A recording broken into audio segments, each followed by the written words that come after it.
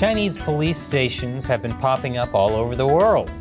After being exposed in the media, countries are starting to investigate.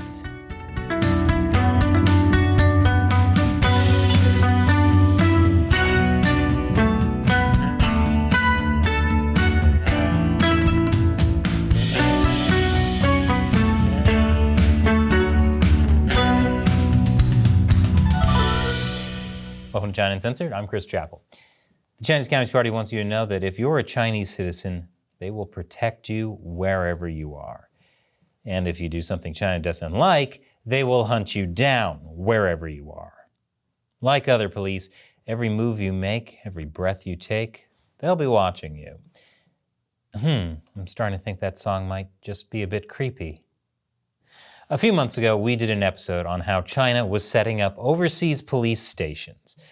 That was based on a report by the human rights group Safeguard Defenders. Well, China's actions have now come back to bite them. You see, China was euphemistically calling them Chinese overseas police service stations. They were actually set up not by the central government, but by two regional police bureaus. One was the Qingtian County Public Security Bureau, and the other was the Fuzhou County Public Security Bureau.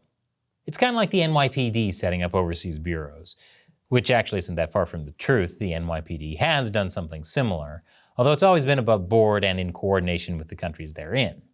Whereas the Chinese Communist Party lied about it and has been trying to cover it up. Gee, that doesn't sound like them at all. These Chinese police stations were supposedly set up to catch scammers and help overseas Chinese process legal documents. But Safeguard Defenders found that they did much more than that. These police stations were also part of a campaign to pressure Chinese citizens to return to China, supposedly to face justice for crimes they had committed in China or abroad. For example, a man living in Spain was allegedly persuaded to return to China to be prosecuted for environmental crimes. They said he was an investor in a waste oil processing plant that hadn't obtained a hazardous waste permit. Police in Qingtian, one of the counties that set up these overseas police stations, made sure a family member was sitting right next to them when they talked to the man on the phone. Just to make sure the consequences of not going back to China were crystal clear. In case you're wondering, yes, that was the exact same tactic used by Michael Corleone in The Godfather 2. Because when you're trying to find the best way to effectively do police work, obviously you start by imitating the mafia. Now, was this guy guilty? It's very possible. But he could also just be guilty of not paying off the right people. That's because China cares less about the environment than Nick Cannon cares about his kids. Oh, you love your kids? Name 3 of them. What the Chinese Communist Party cares about is making money, and if the environment gets in the way, well, that's just too bad for the environment.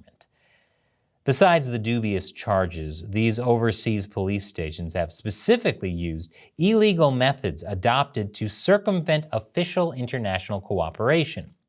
They're set up without the host country's knowledge or approval, and that's what made a lot of countries really angry. China always talks about treating other countries with mutual respect, and mutual respect. But then it does stuff like this and doesn't even deny it. Not exactly what you do if you want people's respect.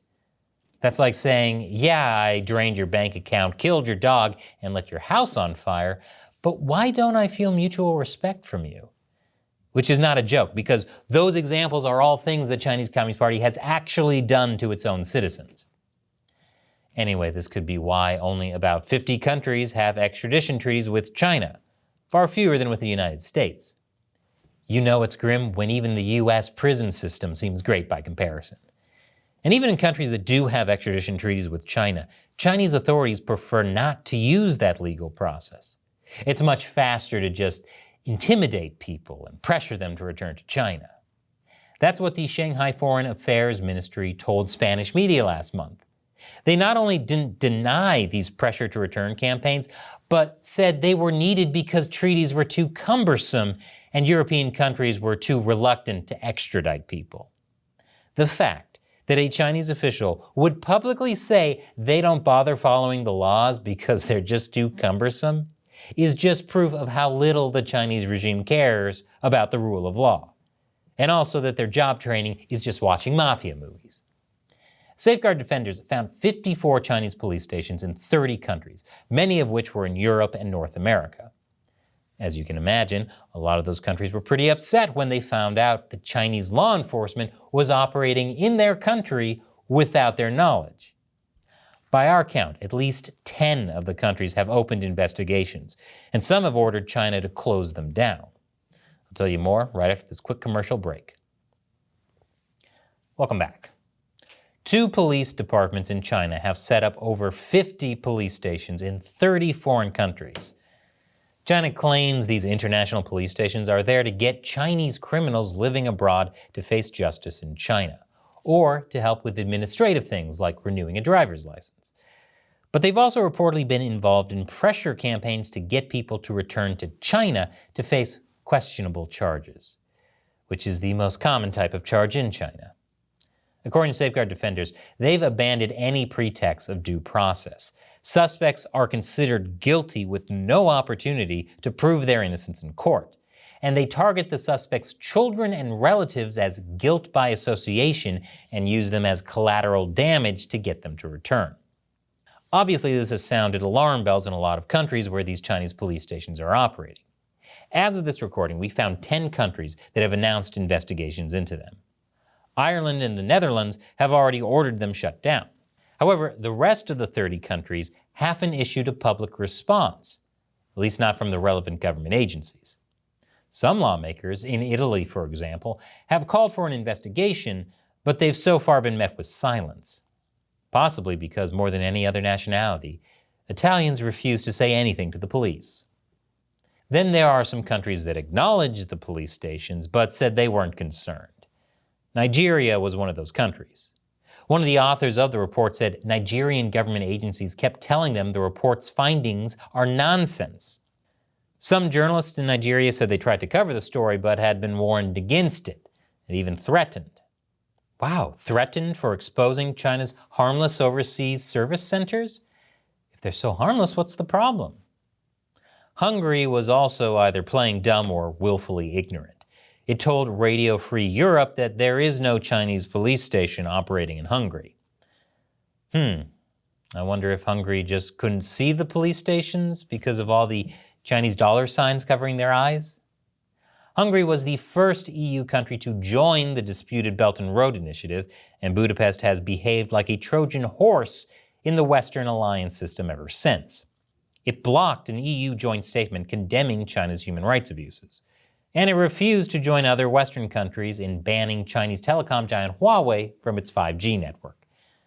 I guess the cash got their tongue. Then there's Italy, which is arguably one of China's better allies in Europe. While the federal government hasn't responded to the allegations yet, one of Italy's mayors has, by saying there's nothing to worry about. In Prato, Italy, the Chinese overseas police station allegedly shares a building with the Chinese Cultural Association of the Fujian Chinese community in Italy. Prato's mayor dismissed suspicions of the police stations, citing the association's years-old and well-known operation and its civilian staff. Which means he's either confused about the difference or he's trying to downplay the seriousness of what China's doing. Let's be honest, he's not confused. When it comes to Chinese corruption, that's the only time a politician can credibly be accused of knowing exactly what they're doing. According to Safeguard Defenders, these police stations often use locations owned by other businesses or organizations, especially Chinese cultural associations, which have been around for a while. But there's another reason he might not see this as a big deal. Italy has actually partnered with Chinese police in the past to patrol areas with lots of Chinese tourists. That program ended with the pandemic, but you gotta wonder if they'd still be out there if it weren't for China sending its most contagious gift. China wants you to know that whatever part of the world you're in, it won't forget about you. They'll be watching you. And China Uncensored would not be possible without support from viewers like you, either by liking and subscribing, sharing the show with friends and family, buying an awesome t-shirt from our merch store at chinauncensored.tv/merchandise, or through direct support on the crowdfunding website Patreon. Those are the fans I call the China Uncensored 50 Cent Army, who join us in the fight against the Chinese Communist Party. As a thank you to them, I respond to their questions. Today's question comes from Joe Rui. Chris, I'm wondering about your thoughts on a strong policy of what I would call reciprocity. This could take many forms. For example, if China blocks U.S. reporters, the U.S. blocks Chinese reporters. If China blocks U.S. social media, the U.S. blocks Chinese social media. Sales of real estate as well? Great question. So that was a strategy a lot of people recommended and saw some use under former Secretary of State Mike Pompeo. You see, the Chinese Communist Party likes to take advantage of America's freedom to undermine those freedoms. For example, we have a free press. So China sends its propaganda agents to the U.S. I mean, the U.S. can't ban Chinese reporters, right? That would look bad. But that changed with the idea of reciprocity. Ban American reporters in China? Okay. The U.S. will tighten visa rules for Chinese state-run media. Stop U.S. diplomats from meeting officials and going to university campuses in China? Okay, now Chinese diplomats will need to get permission from the State Department to meet local officials and go to university campuses in the U.S.